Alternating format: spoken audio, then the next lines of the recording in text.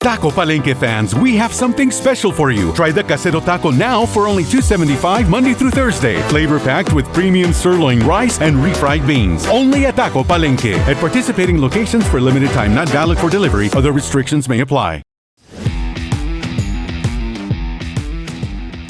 From a highly secure network of top secret locations across South Texas, this is the Spurs Insider, brought to you as always by Taco Palenque. I'm your host, Mike Finger, joined by our panel of Express News beat writers, Jeff McDonald and Tom Orsborn, and sports editor Nick Talbot. It's been a wild week in the world of the local Cagers. Went from the high highs of one of the biggest, most unexpected victories of the season to one of the more disappointing losses, one that Gregg Popovich pointed out showed that the Spurs were looking immature, looking foolish, and that segues right into our podcast, because who knows immature and foolish better than the Spurs Insider? We're going to start with Jeff McDonald, who, fitting the theme of the season, was around for the low after Tom Orsborn was around for the high. Jeff, how immature did the local Cagers look against the Wizards of Washington, D.C. on Monday night at the Frostbank Center? They looked so immature and foolish that even I thought they were immature and foolish. That's saying something. I just think, just the whole week shows you can't take anything for granted with these guys. I mean, if you back up and look at the homestand to date and think of it going in and think of it from like the bird's eye view, look at the schedule. If you said they were 2-2 after the first 4 games of that homestand, you just said, "Oh, I can see that." You know, they beat a reeling Portland team and a reeling Washington team and lost to Minnesota and OKC, the 2 top teams in the West. It didn't exactly go that way. They beat one of the best teams in the West in Minnesota and lost to one of the worst teams in the East in Washington. But the record's the same, as you might have thought it would be. I think it's just disappointing because it felt like they were building something going to that Washington game, looking for their first 3-game winning streak of the season, and they just kind of, I think the official term is they farted it away, basically. I see. Speaking of immature and foolish. You could sort of, up atop the lower bowl of the Frostbank Center, I will give credit to Jeff McDonald for up above section 107, that he pointed out very early in that game on Monday night that this was one that the Spurs might fart away. It just seemed to be building to that, and also just after a team beats the Minnesota Timberwolves, we can get Tom Orsborn's thoughts on that later. It's part of building a team when you are the youngest team in the NBA, as the Spurs are, is not being able to handle even a modicum of success. Probably the worst thing that happened to them in that Washington game is, they come off the 2 big wins and then they get up 14 points out of the gate. And you could almost see them relax from you disclosed our location, which I'm not a fan of, but you could see the reaction from section 107. You could just see it on the floor, just that letting up, that loss of focus. And and part of it was the Wizards were just kicking the ball all over the Frostbank Center too. Like, they weren't playing well either. It was just like, if the Spurs would just stop playing like the Wizards and start playing like the team that beat Minnesota, they would crush this game. But they never did that. And I think that's when Pop talks about immature and foolish, I think that's what he's talking about. They never did really bear down and take the game that was there for taking. And maybe that's just the next step for a young team, is to learn how to handle a little smidgen of success. Yeah, it might have been the first time I was thinking about this. We joked about it on the podcast for the first few months about loss after loss, and Pop would come in game after game and talk about how proud he was that they competed. This was finally a chance for him to express a little disappointment in a loss. I'm sure that there have been other disappointing losses, but this was one where, you had just won 2 in a row, and you didn't follow through on that. So this was his chance to kind of lay down the law and say, this is unacceptable. But it's one thing if you lose that game because suddenly the Wizards came in and just couldn't miss anything. Like that happens sometimes in the NBA. A bad team comes in and you just catch them on an unbelievably hot night. If the Spurs had lost that way, I don't think Pop is that upset about it. I think it's the fact that the Wizards played awful too, and the Spurs just played more awfuler, and a lot of it was focus and just mentally checking out. And they came down after, Tom, you can speak to this, one of the better victories of the season. Yes, you are correct, Mike Finger. It was. And, to borrow from the movie title, a movie from 1983, they made all the right moves in that game. Everything was correct. Jeremy had a dominating sequence where he positioned them to win. Wemby was great. Devin made big plays in the fourth quarter. It was all the right moves, as I said. And, speaking of the reaction from Section 107, I think, something I've never seen before, probably will never see again during the bat chase was the reaction of the Minnesota traveling contingent. Their PR staff and some of their media people reacting to that chase, the coyote chasing the bat. They had they couldn't figure out at all what was going on, and it was pretty funny. So yeah, old hat around here for us San Antonians. You are correct. And why would anyone want to move out of that arena ever? I don't understand it. Exactly. That was also they did everything right in that game, and then to see the contrast, even the coyote. The quick change, in the Batman costume. Wemby got a kick out of that little sci-fi action going on. So speaking of the youngster, this past week since our last podcast, we have seen the end of the back-to-back ban and the continued easing of the minute restriction up over 30 minutes on Monday night. I believe it was 30 minutes and like 30 seconds. So he's getting back into, I guess, free reign. And that's something we've expected for a while. But anybody have anything to add on that? That we've talked about that a whole lot. I think it's going to take him a little bit of time to get used to that free reign a little bit. You can kind of see him anytime he's on there for more than 6 minutes, on the floor for more than 6 minutes in a row. You can sort of see him start to grab at his shorts. He's a little winded, a little tired. It's going to, as you might expect, it's going to take him a while to actually build up to be able to play those 30 plus minutes, all of them with the ferocity we've seen from him in spurts. We mentioned this in previous episodes, including last week, where I don't listen to those episodes. Everyone assuming that this minute restriction was killing his Rookie of the Year chances and whatnot. It might have helped them as much as it hurt him. Like, cause those minutes he was playing when it was 24 minutes, 26 minutes, they were really efficient, and one might have had to do with the other. Like you play fewer minutes, those minutes might increase in quality. So now he's got the quantity back, and the quality. And this is a really, really small sample. We're talking about a couple of games here. It's 2 games, and one of them was pretty great. So one of them was pretty great. So there was always an upside to the minute restriction thing that everyone was bashing. That probably could end up doing him well in the long term. Minutes restriction or not, Victor has scored over 20 points in every game in the month of January. I think we're down to the last one, right? Do they have one? Pretty good. Yeah. The one game that he did not make it to 20 points, he had only 16 points, but also 12 rebounds and 10 assists for his first career triple-double. There you go. So, and that was in a huge victory. It was. So it's been a pretty good month for young Victor Wembanyama. 24 points a game, shooting 51%, almost 10 rebounds.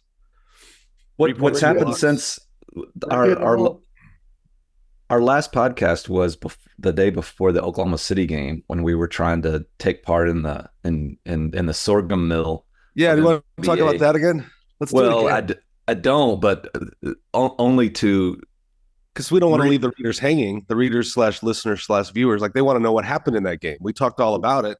Now what happened is we fed the sorghum mill of ridiculous speculation about awards in mid-January, and we're feeding into this. We didn't create, but the media machine in the NBA created this narrative that the Rookie of the Year thing is close, and that Chet might win it over Victor, and Victor's gonna win it. Like that was true last week. It was true a month ago. It was true 2 months ago.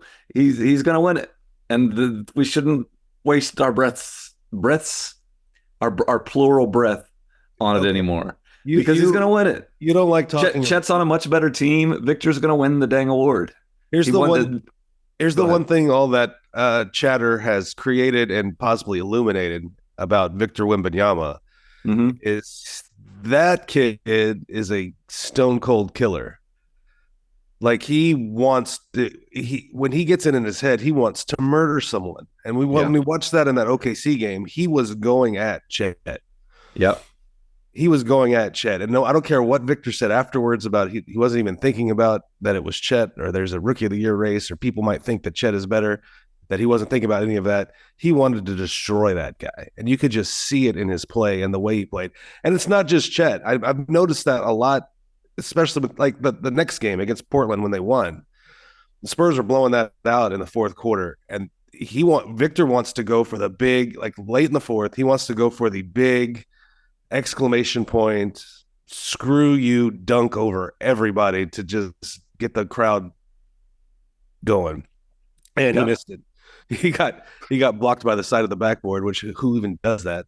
But at the same time, it's just he has this sense of just wanting to destroy guys. And when he plays for a team that's actually good and is playing for stuff, that's going to be a really great quality for him to have.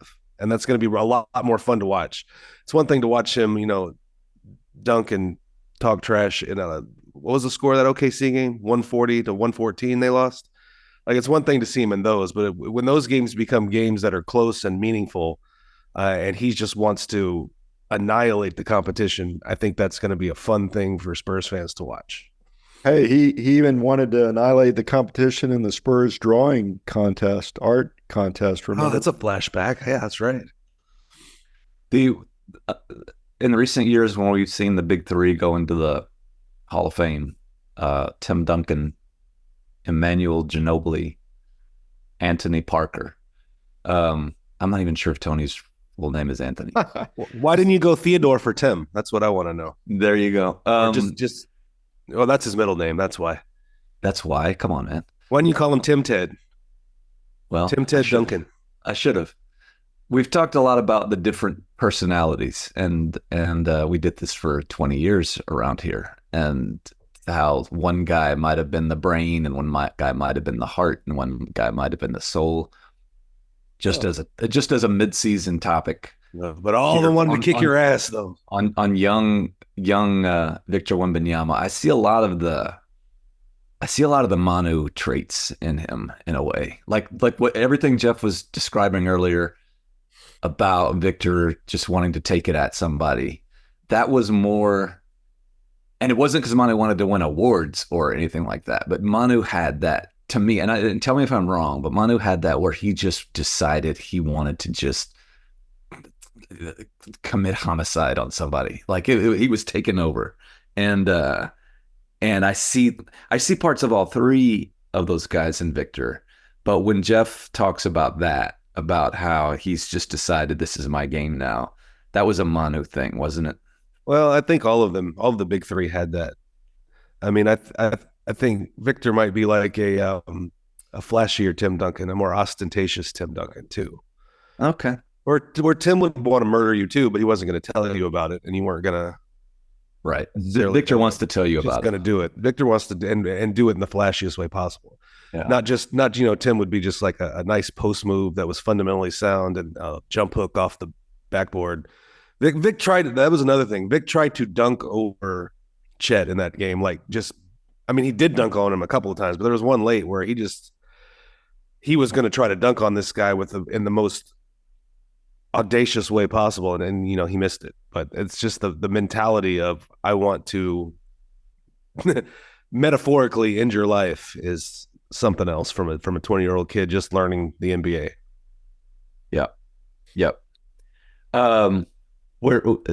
So after 2 wins and 2 losses in the past week, which makes it by definition one of the more successful weeks we've recapped on this podcast.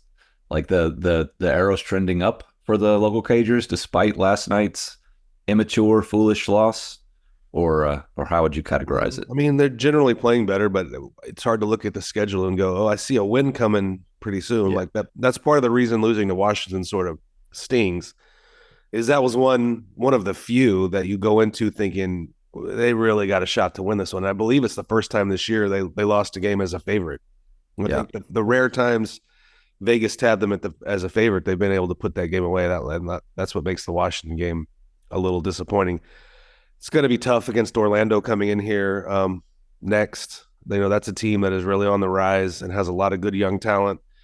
Maybe a team, we talk about the Spurs emulating OKC as a blueprint going forward in their rebuilding process. Orlando could be in that conversation too, just as what the Spurs are trying to build. And then, New Orleans and Cleveland to close the homestand on a back-to-back this weekend. It's tough to see them pulling off either of those games. Maybe New Orleans, if New Orleans sort of lets them have it.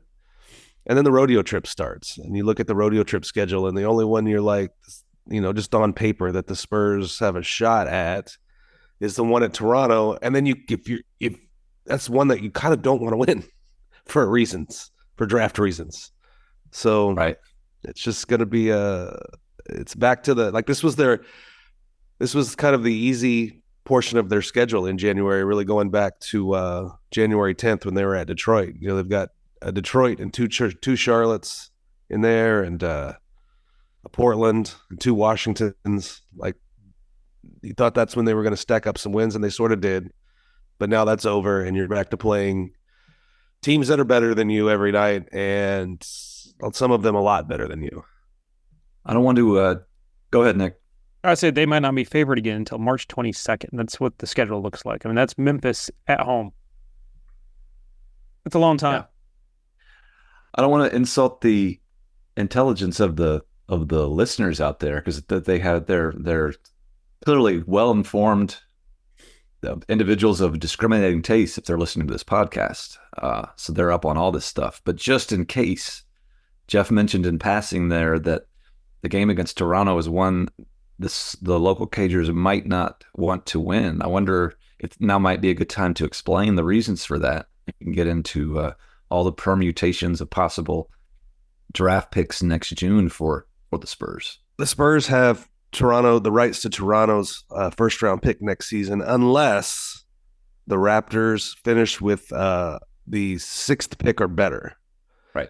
And right now, if everything went to chalk, Toronto, I believe, is in position to land the 6th pick, which they would keep that pick and not give it to the Spurs. So any win that Toronto can pocket helps the Spurs in their chase for that pick. And I would point out, Toronto doesn't have to finish 7th or better for the Spurs to get that pick. Like, it comes down to the lottery.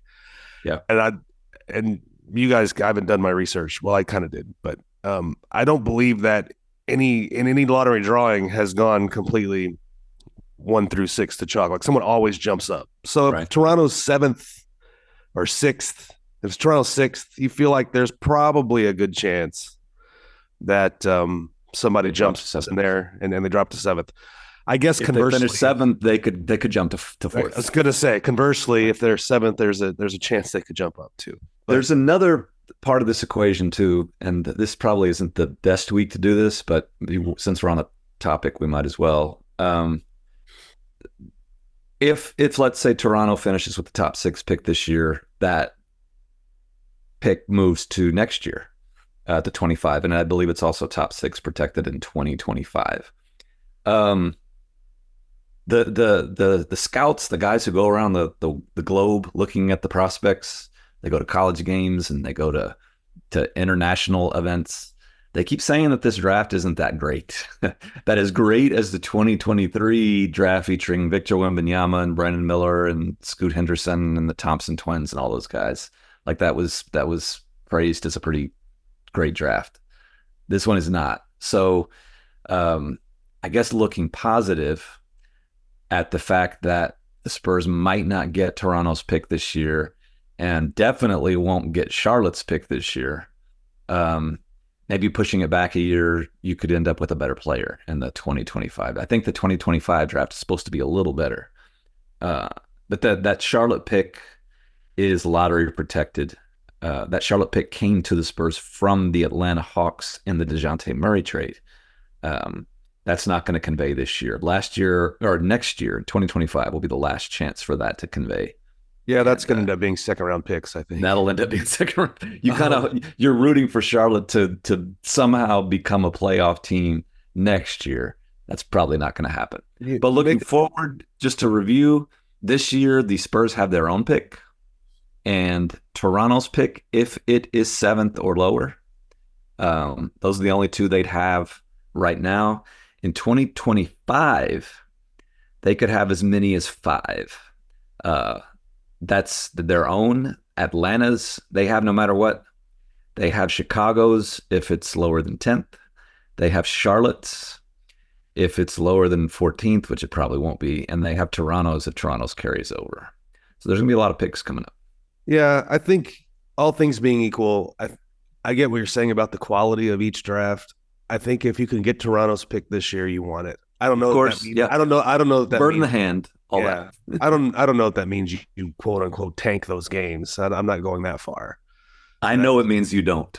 But I just think, all things being equal, if you could end up with those picks now and not have to worry about it next year, because there's no guarantee Toronto is going to fight its way out of the cellar next year. Like they seem to be going the opposite direction. So if you can catch them now before they get to be like the worst team, maybe that's better. Yeah. Tom, anything to add on any of this stuff? I was doing my research. It's William Anthony Parker. William Anthony Parker. Should have known that. Billy Tony? You didn't know that was Billy Tony? Billy Tony and Tim Ted. And Basketball Reference, we always chuckle at these nicknames they come up with. Fiery Francophile? Yeah, they've got TP, which we know, then the Fiery Francophile. And no one ever called him that. And then the Parisian Torpedo. No one called him that. That's not even a thing. Yeah. I think Basketball Reference makes those up just for fun. Or is it sort of like Wikipedia where anybody can go in and add anything? Back in the day when we had a 40-page magazine on the Spurs, that might have been a little feature we could have done, the nicknames that Basketball Reference comes up with. It's been a while since I've looked at Tony's Basketball Reference page, but they still have him in a Charlotte uniform. Oh, they don't. Okay. No. They fixed that. Okay, I just pulled it up. There we go. The Parisian Torpedo. All those the Basketball Reference doesn't make them up. They get them from they aggregate them basically, but it could be from anywhere. So it's just if they've seen it mentioned anywhere, I think they add it to the list. I want to know who came up with the Parisian Torpedo thing. Well, was that originally in French? Well, does that our French reporters, our friends in the French media? It was probably someone like Jim Murray. Does that name rhyme in French? Parisian Torpedo. Also, there were never any Parisian torpedoes like I don't think the Parisians. There's no torpedoes. They didn't like it's on the river. It's not in the bay. Come on, man. It's a bad nickname. It's a bad nickname. I'll go on the record and say calling Tony Parker the Parisian Torpedo is a bad nickname. Okay. You want to know Victor Wembanyama's nicknames on Basketball Reference? I was about to ask. Ask that question. Go ahead. Wimby, Okay. the extraterrestrial, Okay. and Vic. That's it? And the Parisian Torpedo 2. No, those are the only three. Yeah. 2 of them are just like his name. Shortened versions of his name. Yeah. It's like saying Tim Duncan's nickname was Timmy. Uh-huh. Which I guess it was, but I wouldn't put that on his basketball reference page,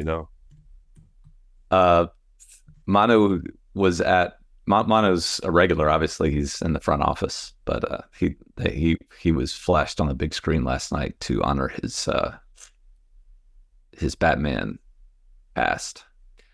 He seemed to get a little chuckle out of that. Actually, Basketball Reference does have Timmy as one of Tim Duncan's nicknames, but he has several. He was Timmy. He was the Big Fundamental, which we all know. Groundhog Day. Old Man Riverwalk. That's my favorite. That's a good one. This one I don't think I ever heard when he played. The Stone Buddha. The Stone Buddha. Have we heard of that? I couldn't have said offhand that I'd heard of that. No. The Stone Buddha. That sounds like a bad indie rock band from the 90s. Yeah. Obviously, Shaquille O'Neal responsible for one of those. Now appearing at Antone's, the Stone Buddha. Opening for Our Lady Peace. Opening for the Parisian Torpedoes. Yes. What are we doing? I don't know. We've gone off the rails. We've got in a wormhole again. We got a little immature. And immature and foolish. Here we go. Immature and foolish. Now would be a good time just to remind the viewers that we do have real jobs and are producing occasionally non-foolish content on expressnews.com. Speak for yourself. Expressnews.com, the Dead Tree San Antonio Express News newspaper, which is still available out there. You got the Express News Spurs Nation newsletter /newsletter, which you can sign up for at expressnews.com. All the good stuff. What's coming up, Tom or Jeff? What's on the budget? What's on the slate that in the coming week or two that people can look forward to reading about the local Cagers?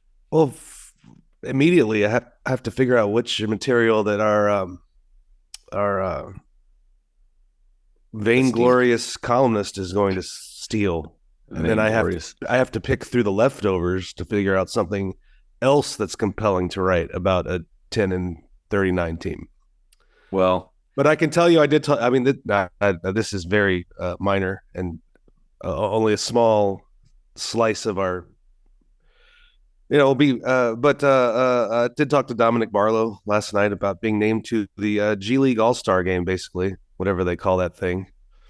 And he was excited about it. He gets to go to Indianapolis and participate in all the pomp and circumstance. So that's one thing I'll be probably just making note of. It won't be a large takeout or anything like that. But it's been a tough time to be in media these days. It's a struggle, but I just feel emboldened. I feel kind of encouraged that if we can keep doing like these are the stories that are going to save us. People are going to flock to the website to read about Dom Barlow in the All-Star game. I think the hits that are going to come from that, the sponsorships, it's going to be awesome. I can't wait to read that. I'm sorry, that was inappropriate. It'll be good. It'll be good. It'll be good. Somebody saved me from myself. I'm sorry. Here's speaking of back to the nicknames. That'll do it. Sean, friend of the podcast, Sean Elliott. Basketball Reference has him listed as Ninja, which I remember well. I remember that one. Yeah. And then get this. Speaking of inappropriate and just ridiculous and foolish, the next one is Silly. Silly. Silly. Never in my life have I heard that attached to Sean Elliott. Now they're just putting like adjectives, like it's not even nicknames. Yeah, and that never would that be applied to Sean's. Silly. Well, I don't know. But it would be, this is the story that's going to save media, is researching every single Basketball Reference nickname and finding out where it came from. Like the big fundamental came from Shaquille O'Neal, famously gave Tim Duncan that nickname. Yeah. We need to find out who named Sean Elliott silly. Harry Page, maybe, or late. He used to use that adjective. I thought it was very nice. Speaking of former Express News staffers, speaking of the business in general, very nice of Gregg Popovich to remember our old colleague Glenn Rogers before the game the other day. You're just gonna let that die? Yeah, no. Yes, it was. Yes, it was. Truth be known, there was some contentious times between them. That's what I'm saying. That's why I wanted you to talk about that. That was very nice of Pop to say that. It really was. And Glenn was a real mensch. Just a wonderful guy. I spent a lot of time with him, and every second was great. So that was very nice of him. Yes, you are correct. It just got me wondering what Pop's going to say about me in his post-game presser after I die. Well, we were talking about this. We know he's still going to be coaching. And right now, if you would look at the actuarial tables, the life insurance people tell you life expectancy. Gregg Popovich's life expectancy is still much longer than Jeff McDonald's. So Gregg Popovich will eulogize Jeff McDonald at some point, I think, and probably from a pregame press conference. Can't wait. I hope it goes viral. I hope everybody enjoys it. I'm sure he'll say wonderful, glowing things. Pop will say, I like the hat that he wore. And that'll be very nice. I like the hat that he wore. I was going to get me one of those hats, but I thought it would make me look stupid. That was a direct quote from Gregg Popovich, wasn't it? Yes, it was. So Jeff is wearing, it's not officially a Kangol, right? But in the Kangol style.